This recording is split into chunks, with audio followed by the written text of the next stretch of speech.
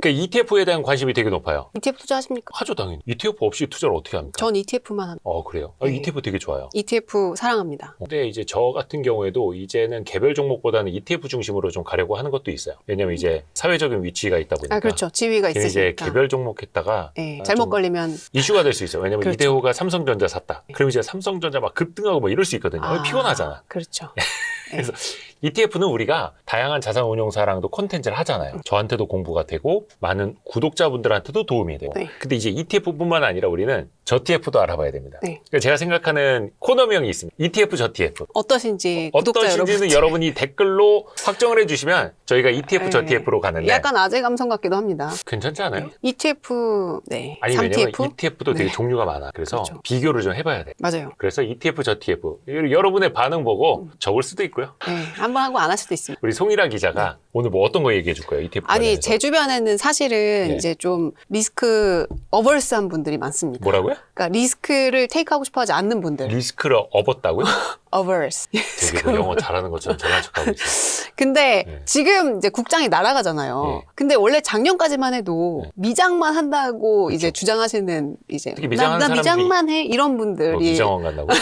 많았단 말이죠. 미장을 대부분 이제 ETF라고 딱 좋죠. 그렇죠. 네. 그리고 워낙에 또 절세 계좌에 담기가 좋으니까, 그렇죠. 예, 그래서 미장을 주로 하시다가 올해 요 시장에서 포모를 잔뜩 느낀 분들이 많단 말이에요. 그래서 이제라도 국장이 좀 들어가고 싶은데 이제 너무 올랐으니 지수로 좀 일단 깔아볼까? 이렇게 고민하시는 분들이 상당히 많더라고요. 아니면 이제 섹터형, 테마형 ETF. 그렇죠. 그래서 이제 오늘은 이제 과연 진짜 미장과 국장의 이 지수형 ETF들이 지금 어떤 흐름을 좀 보이고 있는지, 만약에 지금 들어간다면 어디가 좀 더 유망한지. 추천하는 거예요? 추천은 아니고 그냥 현상을 좀, 예. 추천은 아니고 물리는 거는 네 자유고 이겁니까? 아니, 제가 이제 주로 네. 지수형을 하다 보니까 이제 아, 그런 예, 고민이 들더라고요, 저도. 왜냐면 저도 국장 비율을 굉장히 낮춰놨는데 예, 포모 와요? 상당히 이제 세게 와가지고. 와이스트리 합류한 지 얼마 안 돼서 그렇습니다. 와이스트리 합류한 지 그러니까 얼마 안 말입니다. 돼가지고. 예. 네. 그래도 저는 ETF는 배신하지 않는다고 보고. 배신할 일단 수도 있어요. ETF는 그래도 바구니에 담아가는 거 바구니. 아닙니까? 그렇죠. 예, 한 바구니에 또 피자 한 판, 이런 느낌이잖아요. 보여주세요. 사설이 네, 깁니다. 알겠습니다. ETF 체크로 일단 그래요. 여기가 이제 좋아요. 어디서 만든 사이트죠? 코스콤. 그렇죠. 코스콤에서 만든 이 모든 ETF 정보를 담고 있는 사이트인데 맞아요. 이거를 보시면 랭킹별로 다 비교를 할 수가 있습니다. 무슨 랭킹이에요? 여기 보면 인기? 인기 순, 뭐 테마 순, 여기 보면 수익률, 배당, 자금 유입, 순자산 증가, 이제 투자자 운용 규모, 거래량, 괴리율 이런 것까지 이제 쫙 나옵니다. 네. 그러니까 일단 올해 연초 이후에 이제 개인 투자자들이 뭘 좀 많이 샀나 이런 거 좀 자금 유입? 궁금하다. 그럼 자금 유입을 클릭을 하셔가지고 네. 이게 ETF 전체로 다 클릭을 해놓고 ETF, ETN까지 다 해놓고 그러면은 역시 예. 코스닥 150. 네, 2등이 레버리지야. 아니요. 1등이 코스닥 150이고 자금. 2등이 자금 유입? 네, 자금 제가 유입. 보는 거랑 다른데요? YTD. 네, 연초 이후. YTD. 네, 연초 이후로 놓고 이제 순유입으로 놓으면 일단 1등이 코스닥 150입니다. 얼마 들어왔어요? 3조 8,936억. 연초 이후에 거의 4조 가까이가 코스닥에 그러니까 들어왔어요. 연초라고 해봐야 오늘 우리가 2월 2월 3일 오후에 찍고 있는데 한 달. 한 달 네. 동안에 3.8조? 네, 게다가 요 3위에 있는 코스닥 150 레버리지까지 합치면은 얼마 들어온 거예요? 5.2조가 들어온 거죠. 와, 엄청납니다. 여기 야, 기간 수익률 코스닥 150 25%, 네. 코스닥 150 레버리지 52%. 근데 여기 보면 2위가 원래 항상 얘기 1위가 이 미국 S&P 500이었거든요. 밀어냈구나. 얘가 지금 밀어내고 그 2배 이상인데요? 기간 수익률이 너무 처참합니다. S&P 500 안 되겠네. 0.67%예요. 0. 미장 안 되겠다. 누구 코에 붙입니까? 한 달에 0.67%를. 이 멘탈을 지키기가 참 쉽지가 않습니다. 아니 근데 사실은 이게 나쁜 수익률이 아니에요. 그럼요. 연복리로 따지면. 맞아요. 근데 이제 국장이 원체 워낙 가파르게 오르다 좋으니까. 보니까. 네. 그래서 일단 코스닥이 연초에는 강하게 이제 좀 랠리를 보이는 모습을 보여. 지금 이 상위권에 은 선물도 있어요. 네, 은 이거는 지금 돈이 많이 몰렸으니까. 근데 네. 이게 그 2월 3일이면 급등과 폭락. 폭락을 다 한번 겪고 난 다음인데 그렇죠. 연 YTD 수익률로 네. 2.7%네요. 나쁘지 않아요. 근데 어쨌든 나빠요. 이제 개인 투자자들이 이런 많이 사람들이 샀다. 있다니까. 예, 여기 투자자를 클릭을 해보시면 어떤 ETF에 이제 개인 투자자 외국인 기관이 얼마나 샀는지를 다 볼 수가 있어요. 그래서 개인들 이제 개인 개인들의 힘이 굉장히 강해졌기 때문에 맞아요. 그래서 어떤 분석가들은 이제 전문가들은 그런 얘기를 하시더라고요. 이게 개인들이 요새 은행에서 하루에 돈이 3조씩 나온대. 증권으로. 3조씩 예금해서 주식으로 간다. 간대요. 머니무브. 네. 그래서 이제 다 개인 자금이기 때문에 모멘텀이 예전보다 상당히 오래 간다고 하더라고요. 그리고 이제 사실은 기관 투자자는 돈이 없다라고 하잖아요. 사실은 이제 기관 투자자의 돈을 맡기는 것도 네. 개인이에요. 맞아요. 외국인 아니면 개인이고 개인들의 힘이 이제 세지다 보니까 얼마 전에 그거 나왔죠. 우리 콘텐츠도 같이 했습니다. 라이즈에서 동학개미 ETF. 그렇죠. 오히려 개인 투자자들이 사는 이제 스마트 머니들이 사는 게 수익률이 더 좋다 해서 네. 그거 추정하는 ETF도 나오고. 맞아요. 그래서 개인들의 힘을 무시하면 안 된다. 근데 이거는 한국뿐만이 아니고 미국도 지금 리테일 자금이 굉장히 영향력이 커져가지고 이 모멘텀이 오래 갈 수 있다라는 얘기들이 나오고 있더라고요. 그래서 개인들이 뭘 제일 많이 샀나 연초 이후에 이것도 보면은 역시 코스닥 150, 2위가 코스닥 150 레버리지, 3위가 은선물. 너무 퓨어하지 않습니까? 이거 YTD로 네, YTD로 올해 들어서 코스닥 네. 아니면 코스닥 레버리지 아니면 은 한 방이다. 한 방이죠. 네. 아 근데 이거 뭐 권장하고 그런 거 아닙니다. 그냥 맞아요. 이런 그냥 흐름이 있다. 네, 1년을치로 놓고 보면은 역시 1위는 부동의 1위는 타이거 미국 S&P 500이에요. 1년 놓고 보면. 네, 어쨌든 그래서 국장을 제가 이제 국장이 좋을까 미장이 좋을까 이제 어떻게 비중을 가져가야 되냐 좀 이제 리서치를 해보니까 일단 국장에서 호재들이 이제 앞으로도 좀 많이 보이는 것 같긴 하더라고요. 국장에서 어떤 호재들이 나타날 거라고. 호재? 호재는 모르겠고 사실 그건 이제 재료잖아요. 재료. 네. 재료는 예측이 안 돼요. 네, 그렇죠. 근데 일단은 실적 추정치 같은 게 올라가는 속도가 어마어마합니다. 왜냐하면 우리나라는 당연히 반도체 비중이 제일 높은 나라고 그러면은 지금 우리나라 뭐 1월 수출 데이터도 나왔습니다만 거의 1월 반도체 수출이 전년 대비 더블 나왔어요. 그건 이제 과거의 일입니다만은 전망치는 훨씬 더 가파르게 가고 있고 그러면 당연히 국장의 상대적인 기대 수익률이 높아질 수밖에 없고. 그렇죠. 게다가 왜 그 얘기 들으셨잖아요. 이 반도체 메모리 반도체 못 구해가지고 왜 구글이나 뭐 애플 뭐 이런 사람들이 판교에 와가지고 살고 있다고. 살고 있다고. 저도 쇼티지. 하나 주세요 하면서 그런 식으로 일단 우리나라의 삼성전자와 SK 하이닉스의 어떤 지위가 올라가면서 일단 이 모멘텀은 좀 계속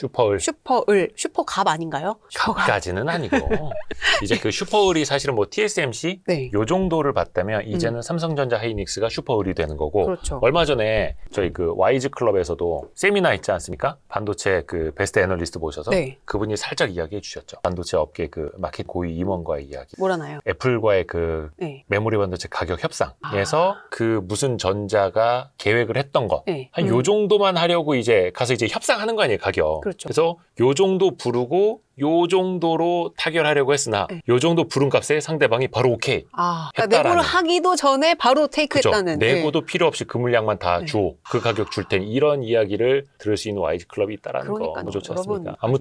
아무튼 그래서 반도체 호황은 이제 상당히 이제 오랫동안 갈 거다. 거기다가 이제 MSCI 편입이 또 올해 6월 달에 관찰 대상국으로 올라가지 않습니까? 그거는 지금, 네. 어디 거의 인류가 풀지 못하는 미스터리 이런 거 아닙니까? 근데 올해는 좀 약간 분위기가 그래도 예전보다는 상당히 좋은 느낌. 그 얘기 작년에도 있었. 여러분. 그 MSCI 네. 선진지수에 코스피가 편입될 수 있을 것이냐. 그래서 사실은 새벽 2시까지 네. 외환시장 거래를 여기시장까지 열어놓은 게 외국인 투자자가 그걸 요구했기 때문이잖아요. 맞아요. 그리고 얼마 전에 이게 금융당국이 지금 뭔가 엄청 빠릿빠릿하게 움직이고 있어요. 왜 최근에 그 발표했잖아요. 외국인 개인 투자자들도 이제 올해 여름부터 이제 본인 현지 증권사 계좌로 우리나라 삼성전자 살 수 있게끔. 그러니까 과거에는 네. 금감원에 등록된 외국인 투자자 라이센스 번호가 있어야만 네. 할 수 있었는데 그게 아니라 맞아요. 현지 증권사에서만 계좌 열면 네. 할 수 있다. 그렇죠. 제가 기사를 좀 가지고 왔는데 네네. 여기 보면은 외국인 MSCI 진입을 위한 어떤 밑작업이라고 볼 수 있는 거. 그러니까 외국인도 클릭 한 번에 원화로 삼성전자를 살 수 있다. 그래서 이거를 이제 당국에서 발표를 했어요. 그래서 예전에는 이제 그 기관 투자자나 어떤 그 라이센스가 있는 사람들만 맞아요. 이렇게 통합 계좌를 가질 수 있었는데 이제는 뭐 로빈훗이나 뭐 그런 외국 그 미국 증권사 앱을 통해서도 이제 한 번에 삼성전자 살 수 있게끔 그래서 개인 투자자 자금이 이제 수급이 들어올 거라는 거죠. 그런 전망이 있으면 아무래도 이 수급적인 측면에서 유리해지니 시장이 올라갈 여지가 있다. 어떤 저변 확대? 이 미국에 거기는 로빈후드라고 하잖아요. 네. 그러니까 중국은 뭐 부추 청년이라고 하고 부추요? 우리나라는 부추? 개미 투자자, 네. 그러니까 동학개미라고 하고 네. 미국은 뭐 로빈후드 막 이랬었는데 그 로빈후드들이 이제 한국 주식의 참맛을 알게 해야 됩니다. 야, 너네 뭐 뭐 네. 코인보다 더한 변동성이 여기 있어. 어? 네, 그렇죠. 대한민국으로 네. 알아. 코스피 코스닥으로 알아. 네, 이거 네. 재밌다. 알려줘야 그러니까. 됩니다. 그들이 이제 올 거예요. 네, 오면은 와야죠. 또 코스피가 그러니까 그 외국인 투자자들이 MSCI 선진지수에 넣기 위한 그 전제 조건으로 많이 얘기했던 게 뭐 거버넌스 당연하고 외환 시장, 환전의 그렇죠. 편리함, 용이성, 그 시간도 그렇고 네. 또 하나가 거래 접근성, 또 그 다음에 그들이 자금을 융통할 수 있는 시장 여러 가지 요구한 게 있는데 일단은 하나둘씩 되어가고 있다라는 거. 그 우리나라 입장에서도 야 이만큼 해줬는데 MSCI 선진지수 넣어줘야지 한다라는 거. 그래서 주식시장 분위기가 아주 좋습니다. 그래서 요새 이게 약간 체질이 변화하고 있는 것 같은 느낌이 저는 조금 들어요. 뭐 상법 개정도 그렇고 네. 거버넌스 달라지고 있고 이제 자사주 의무소가 이것도 뭐 법 개정한다고 아직 이루어지지 않았다만 펀더멘털 좋아지고 있고 실적 좋아지고 있고 거기다가 수급까지 개선이 된다. 그리고 그러면 이제 금융 당국을 제가 올해 취재하지 않습니다. 네네. 원래는 금감원도 그렇고 금융위도 그렇고 전통적으로 은행과, 은행국 이런 아. 데가 메인이에요. 맞아요. 네, 근데 이제 최근 어쨌든 이게 자본시장 쪽으로 흐름이 약간 넘어오면서 삼관들 사이에서도 오. 이제 나중에 이제 졸업하고 나서 갈 곳이 많은 곳을 선호하잖아요. 근데 요새는 금투 쪽으로 자본시장이 예전보다 조금 위상이 더 올라갔다. 그러니까 엘리트 관료들 사이에서 야 자본시장과 자본시장국이 네, 자산운용과 여기가 이런 핵심이야. 애들이 옛날에는 이렇게. 무조건 은행과였거든요. 최근에 또 네. 모 은행 금융그룹의 시총을 넘어선 모 증권 중심의 금융그룹 나타나지 않았습니까? 이제 맞습니다. 은행 시총 달라요. 그리고 은행원들 아시죠? 지금 희망퇴직을 엄청나게 받고 있는 상황이에요. 어디 간대요? 아니 지금 이제 희망퇴직 하면은 뭐 4억, 5억씩 받고 나올 수 있으니까 그래서 은행은 이제 지점이 이제 옛날보다 많이 필요가 없어지니까 이제 희망퇴직을 막 실시를 하고 이렇게 흐름을 머니무브로 디폴트 옵션도 그렇고 자꾸 이제 증권 쪽으로 넘어오고 사실 연금저축이나 IRP도 다 은행 아니고 증권사에서 가시는 분 있잖아요. 아하, 그쵸. 예. 그런 식으로 뭔가 이제 증권 쪽, 금융투자 쪽으로 이제 물이 좀 맑아지고 사람들의 자금이 ETF도 워낙 절세 쪽을 희망하시는 분들이 많으니까 스마트한 투자자들이 많이들 넘어오고 있는 상황입니다. 저 이게 과거에는 주식 계좌 열 때 은행 가서 주식 계좌 여는 분들 많고 그 이후에는 이제 모바일 시대에 되게 자유로워지기는 했는데 어떻게 보면 이제는 투자에 대한 접근성 좋아졌고 수급도 개선이 되고 있고. 아, 저 금 얘기를 좀 하려고 했는데. 금? 네, 금 좀 있어요? 아, 금부츠 있죠. 있는데. 금부치래. 저 아직도 돌반지 안 팔고 있다니까요. 아니, 돌반지를 왜 팔아요? 네? 아, 그것도 뭐 나중에 자산이 될 수 있으니까. 음. 아, 근데 최근에 금 가격이 또 엄청 등락을 반복했잖아요. 맞아요. 은도 그렇고. 근데 금을 ETF로 투자하시는 분들이 많아요. 금 중에 네. 제일 비싼 금이 99.99잖아요. 그보다 더 비싼 금이 나왔어요. 근데요? 퍼센테이지. 지금 이런 거 받아줘야 되나요? 구독자 여러분. 소금. 떠오르는 게 없네요. 네. 아무튼 금 투자할 수 있는 방법이 여러 개예요. 골드 뱅킹도 있고 실제 골드 바를 살 수도 있고. 그렇죠? 근데 ETF 중에서도 현물로 투자하는 거랑 선물로 투자하는 거가 나뉘어 있잖아요. 아, 네, 이게 딱 막상 잘 모르면은 선물 ETF 사야 돼, 현물 ETF 사야 돼도 고민이 될 수 있어요. 그러니까 일단 네. 상식적으로 골드바 있잖아요. 골드바를 사면 사는 순간 부가세 10%만큼 손해. 그렇죠. 카드 결제 수수료 아니면 금은방 수수료 왜 달러도 외화도 살 때 가격 팔 때 가격 다르잖아요. 다르죠. 이게 은행의 수수료듯이 일단 기본적으로 골드바나 실버바 사면 15% 일단 손해 보고 들어가는 아, 거니까. 그리고 집에 또 도둑 들면 어떡해요. 아, 또 이 손가락 하나로 까딱까딱 하는 그 투자 방법이 있는데. 그래서 일단은 네. 사실은 실물보다 좋은 게 금융이라는 맞아요. 게 그거고. 근데 금융 중에서도 차이가 나요. 그래서 오늘은 이제 ETF 중에서 예. 이제 금 현물 ETF랑 금 선물 ETF가 어떨 때 투자를 하면 좋을지 오. 어떻게 다를 것 같아요? 현물이랑 보통 어떻게 투자하세요? 금은? 선물은 조금 더 레버리지 효과를 볼 때, 네. 선물은 상대적으로 비용이 덜 들잖아요. 네, 선물보다. 오, 역시 훌륭하십니다. 그 정도? 네, 아무나 이 채널을 운영하는 건 아닌가 봐요. 네. 네. 아이스트리 운영 아무나 하는 거 아닙니다. 이게 보면은 이제 비교를 하면서 보여드릴게요. 우리나라에서 대표적으로 이제 금, 현물, ETF, 이제 선물. 네, 요 두 가지가 대표적으로 금, 현물, 이제 골드, 선물 ETF거든요. 이렇게 보면은 보통 현물은 그대로 말 그대로 실제 금 가격과 연동이 돼서 선물 계약은 이제 딱지를 계약하는 거잖아요. 네. 그래서 이 딱지 계약이 이제 다른 계약으로 넘어가려면 이게 롤오버 비용이 발생을 한다. 딱지라는 표현이 너무 고급진 거 아닙니까? 페이퍼, 종이로. 약속. 약속. 예, 약속. 그 약속이 그 한도가 기한이 정해져 있기 때문에 네. 다른 선물 계약으로 또 넘어가기 위해서는 우리 대출도 갈아타면 그쵸. 이제 엎어치기 갈아타야죠. 할 때 버치. 예. 고급지다. 차환할 때 은행원 출신입니다. 예, 왜 있잖아요. 그 돈을 내야 되잖아요. 네네네. 그 롤오버 비용이라고 하거든요. 네네네. 그 선물 계약은 롤오버 비용이 발생을 하기 때문에 장기적으로 투자를 하려면은 이 비용도 복리 효과가 생기잖아요. 그렇죠. 금 현물 ETF는 이제 그대로 금 가격과 연동이 되고 비용이 낮아요, 상대적으로. 네. 근데 선물 ETF 같은 경우는 아까 말씀드렸다시피 롤오버 비용이 발생을 하기 맞아요. 때문에 비용이 이제 기하급수적으로 모르시는 분들을 위해서 네. 말씀드리면 롤오버란 네. 예를 들어서 3월 만기 분이 이제 됐을 때 네. 6월 만기분로 갈아타는 그렇죠. 비용이라는 거, 수수료 같은 거 여러 가지. 맞습니다. 그래서 장기 투자를 고려하시는 분들은 그냥 눈 감고 현물이 되고요. 한 가지 더 설명드립니다. 왜냐면 롤오버 비용 중에 진짜 중요한 게 보면 왜 콘텐고 백워데이션이라고도 하는데 미래에 있는 건 사실은 그 시간 가치, 금리가 반영되다 보니까 먼 미래께 조금 더 가격이 높죠. 그렇죠. 그러면은 3월 만기가 됐을 때 3월물을 팔고 그러니까 6월물을, 만기가 됐으니까 네. 청산을 하고 6월물을 산다면 6월물이 조금 더 비싸져 비싸요. 있는 거예요. 그러니까 이 가격 차이까지 계속 반영이 되면 선물을 계속해서 갈아타고 하면 비싸게 사고 비싸게 사고 비싸게 사고 그래서 이 비용에 사실은 녹아내리는 거죠. 그렇죠. 근데 또 그래도 선물을 투자하시는 분들은 아까 말씀하셨던 것처럼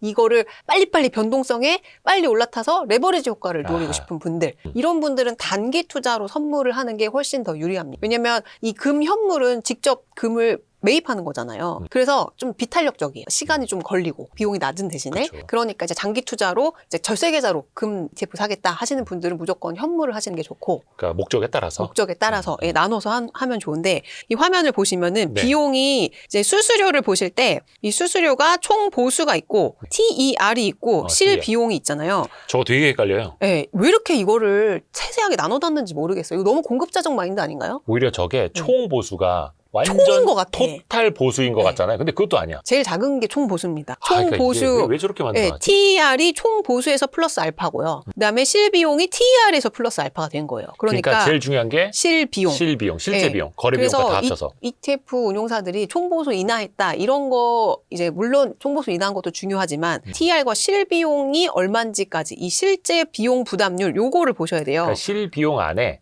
매매거래 수수료 다 포함되어 다 있는 거예요. 포함이 돼 있고 네. 뭐 무슨 지정 참가 회사 수수료, 뭐 무슨 유관기관 신탁보수 수수료. 수수료 다 포함이 돼 있으니까 무조건 이 마지막에 있는 실 비용을 보셔야 되고 요게 현물 ETF 같은 경우는 0.6239%죠. 예. 근데 이 금 선물은 0.7871%더 좀 차이가 높습니다. 나네. 차이가 좀 있습니다.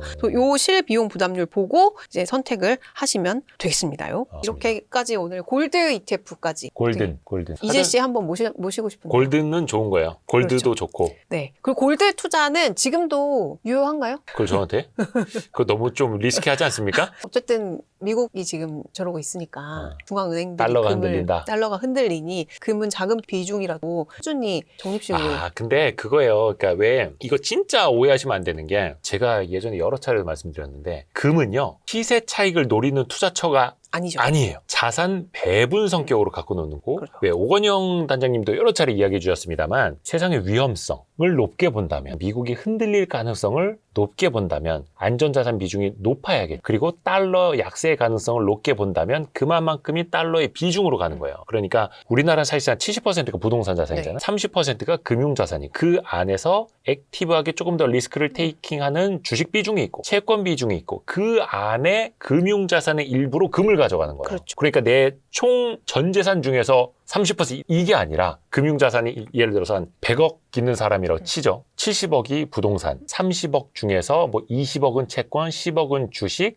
나머지 10억을 뭘 가져갈 것인가. 네. 뭐 코인이 있을 수도 있겠고 그렇죠. 금이 있을 수도 있겠고 그 중에서 일부 이렇게. 자산 배분 차원에서의 실물 안전 자산. 그렇죠. 그러다가 역할을. 그 금값이 급등을 하면은 그 중에 일부를 팔아서 저평가되어 있는 자산을 살 수도 있는 거고 이런 밸런싱 차원에서 그렇다면 이제 금은 상당히 좋은 자산 배분의 한 그렇죠. 축. 이 될 수 있죠. 홍준호 박사님께서도 그런 항상, 말씀 많이 하시죠. 예, 금 얘기. 근데 이제 우리가 막 금 그러면 막 금값 올랐다 해서 막 금은방 그거 안 가갖고 돼. 막 골드바 사고 몇 그램이라도 사야 되는 거 일단 사고 나면 그러니까. 일단 15% 네. 손실부터 보고 시작하는 건데 지금 보셨잖아요. 아까 은섬 ETF 투자자들 얼마나 지금 물려 있겠어요. 지금 들어오고 꼭지에서 들어오신 그러니까 분. 2배짜리가 네. 하루 만에 50% 50%, 60% 네. 폭락. 조심하시고 예, 네. 자산 배분 차원에서 다양한 자산군이 있다라는 거 이제 알아두셨으면 뭐 그러니까. 다들 아시겠지만요. 그러니까 뭐 은이나 굴이나 그냥 단기 시세 차익을 위해서 저거 하나로 인생 바꿀 수 있을 네. 것 같고. 근데 저도 옛날에 그거 해봤어요. 아. 해봤는데 사실은 원자재 가격, 그 다음에 외환 예측하는 건 그냥 신보다 더 높은 영역에 있어. 그냥 홀짝이야, 홀짝. 해서 맞아요. 홀짝해서 쫙 해서 맞히는 거예요. 그러니까 운 좋으면 맞힐 수도 있는데 그걸로 벌면 그만해. 그렇죠. 그만해요. 근데 그만하기가 쉽지 않잖아. 중독되죠. 네. 도파민 나오거든요. 그러니까. 그래서 ETF를 꾸준히 절세 계좌에서 사 모으시는 방법을 저는 가장 선호합니다.